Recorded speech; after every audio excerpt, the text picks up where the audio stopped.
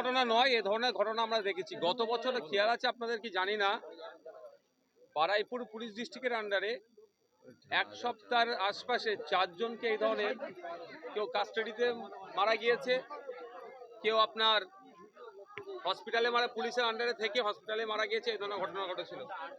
এই যে ঘটনা আমাদের আবু সিদ্দিক হালদারের সাথে হয়েছে, এটা একটা পরিকল্পিত আমরা মনে করছি। এর সাথে কারা শাসকের কারা যুক্ত আছে, নিশ্চিতভাবে আমরা যারা যারা যুক্ত আছে আমরা বিচার ব্যবস্থার মাধ্যমে সেগুলো উদ্ঘাটন করব এবং তাদের সর্বোচ্চ শাস্তির ব্যবস্থা করব। আমরা আমরা দেখছি বা জানি যেটা, কাউকেও যদি সে প্রকৃত সত্যিকার যদি সে চোর হয়, কাউকে যদি ধরনের ধরা হয়, তাকে শারীরিকভাবে কোনো হেনস্থা করা যায় না। কারণ আপনারা জানেন আমাকে 42 দিন জেলে আমি অ্যারেস্ট হয়েছিলাম। বিভিন্ন কোর্টে আমাকে তুলেছিল, প্রতিনিয়ত মেডিকেল করার জন্য নির্দেশ দেওয়া হয়। এই সমস্ত যাদেরকে হয় তাদেরকেও মেডিকেল করার নির্দেশ দেয়, কিন্তু মেডিকেল সার্টিফিকেটটা ফেক সার্টিফিকেট হয়। ফলে যে টর্চার করে, আর উকিলের জজের সামনে গিয়ে বলার মতো সাহস এদের থাকে না, কারণ এদেরকে ভয় দেখানো হয় যদি মুখ খোলে মিথ্যা কেসে, আরো বড় বড় কেসে অ্যারেস্ট করে দীর্ঘদিন আটকে রাখবো। ফলে একদিকে মারধর চলে, শারীরিক অত্যাচার চলে, উল্টো অপর দিকে যে জজের সামনে উঠে বলবে যে আমাকে এই হেনস্থা করেছে বা আমার এই শারীরিক অত্যাচার হয়েছে, সেটা বলার মতো এত প্রেশার এটাকে সেটা বলতে পারেনি। যে ঘটনা ঘটেছে,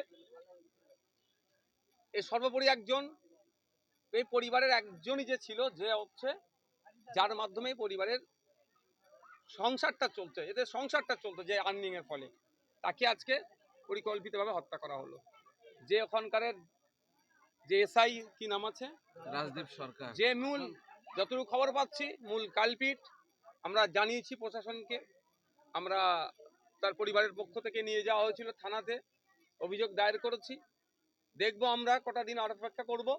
যদি এফআইআর পুলিশের পক্ষ থেকে তাড়াতাড়ি স্টার্ট না করে, যদি এত কটা দিন অতিবাহিত হয়ে গেল এখনো পুলিশ এফআইআর স্টার্ট করেনি, মনে হচ্ছে যে না কেসটাকে ধামাচাপা দেওয়ার চেষ্টা হচ্ছে। আমরা কোনোভাবেই এটাকে মেনে নেব না। আমরা প্রয়োজনে কোথায় কোথায় যেতে হবে, আইন আদালত তো অবশ্যই হবে, সাথে সাথে গণতান্ত্রিক প্রক্রিয়ায় আর কি করতে পারা যায় সেগুলো কিন্তু আমরা বোঝাবো। আইনের সমর্থক হওয়াতেই কি এই মারধর করা হলো? দেখুন, আমি পার্টিকুলার এখানে কথা আমি বলবো না, তবে আমার এই যে ছেলেকে আজকে পুলিশের অত্যাচারের কারণে মৃত্যুর করে ঢলে পড়তে হলো, যথেষ্ট আমার অ্যাক্টিভ ছেলে ছিল, কাজের ছেলে ছিল। তারপরেও বলবো, আমি এখানে রাজনৈতিক রং লাগাবো না। একটা ছেলেকে তুলে নিয়ে গিয়ে কিভাবে কিভাবে অত্যাচার তার উপরে হয়েছে, তাকে মৃত্যুর করে ঢলে পড়তে হলো, এটা কোনো মতেই ছাড় হবে না। যে চুরির অভিযোগ করা হচ্ছে, কিন্তু বাড়িওয়ালার পক্ষ থেকে, যার বাড়ি চুরি হয়েছে, সে কোনো থানায় এফআইআর করেনি, কোনো অভিযোগ করেনি। এইটা একটা পরিকল্পিত, বলছি তো, একটু ওয়েট করুন, ধৈর্য ধরুন। আমরা আজকে লিভ নিয়েছি, আমাদের কোর্ট আমাদের যে মামলাকে গ্রহণ করেছে। আগামীকাল মামলার শুনানি আছে কলকাতা হাইকোর্টে, অনেক কিছু রহস্য উদ্ঘাটন হবে। এর সাথে প্রশাসনের সাথে শাসকের কারা যুক্ত আছে, দলের কারা যুক্ত আছে, আশা করছি সবগুলো বার হবে। আর আমরা আইন হাতে তুলে নেওয়ার পক্ষে নয়, আমরা সব সময় মানুষকে শান্তির বার্তা দিয়েছি, ল অ্যান্ড অর্ডার মেনটেন করার কথা বলে আসি।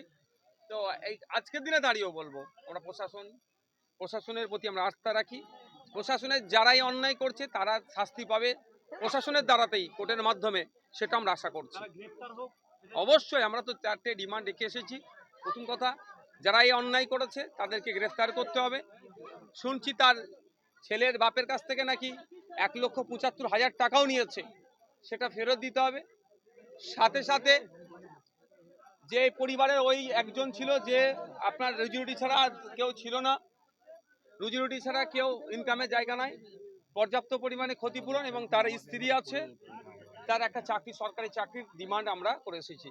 এগুলো কি সরকারকে পূরণ করতে হবে। বাড়ির লোকজন অভিযোগ করছে যে পুলিশ যখন বাড়িতে তদন্ত করতে আসে, বাড়িতেও মারধর করেছে, এবং পুলিশ বলছে জয় শ্রীরাম বল। দেখুন, ওই ধরনের অভিযোগ এখনো আমি তার বাড়ির পিতার সাথে কথা বলিনি, ওটা শুনবো। যদি এগুলো হয় আগামী দিনে এগুলো তুলবো।